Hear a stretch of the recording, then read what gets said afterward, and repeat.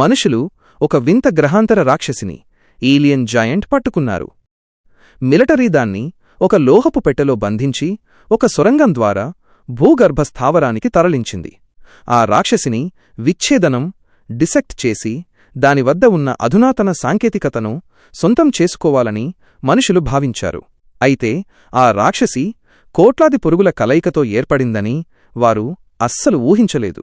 పదునైన drilling machine కూడా ఆ పురుగుల ధాటికి అత్యంత వేగంగా కరిగిపోసాగింది. అక్కడ ఉన్న శాస్త్రవేత్తలు ప్రాణభయంతో బయటకు వెళ్లాలని ప్రయత్నించారు. కాని బయట ఉన్న అధికారి వారిని ఆపేశాడు. అప్పటికే ఆ పురుగులు అధికారి ధరించిన రక్షణ కవచాన్ని ప్రొటెక్టివ్ సూట్ తినేశాయి.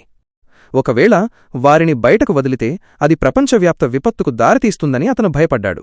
శాస్త్రవేత్త సాయం కోసం వేడుకున్నప్పటికీ కేవలం 1 నిమిషంలోపే ఆ పురుగులు అతడిని పూర్తిగా తినేశాయి. ఆ తరువాత మరీ భయంకరమైనది జరిగింది. ఆ రాక్షసిని కట్టి ఉంచిన ఉక్కుతీగలు, స్టీల్ కేబుల్స్ తుప్పుపట్టి తెగిపోసాగాయి. చివరికి బుల్లెట్ ప్రూఫ్ గ్లాస్ మీద కూడా వింతైన పగుళ్లు కనిపించాయి. ఆ అధికారి వెంటనే దాన్ని కాల్చివేసే బటన్ను ఇన్సినరేషన్ బటన్ నొక్కాడు. కాని పొగ తగ్గాక చూస్తే ఆ రాక్షసి లెక్కలేనన్ని పురుగులుగా విడిపోయింది.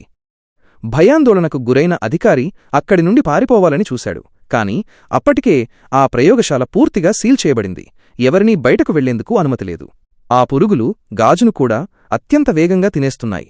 కేవలం కొన్ని సెకన్లలోనే చుట్టూ ఉన్న ప్రతిదాన్ని అవి ఖతం చేసేశాయి. కాని అసలైన భయంకరమైన విపత్తు అప్పుడే మొదలైంది.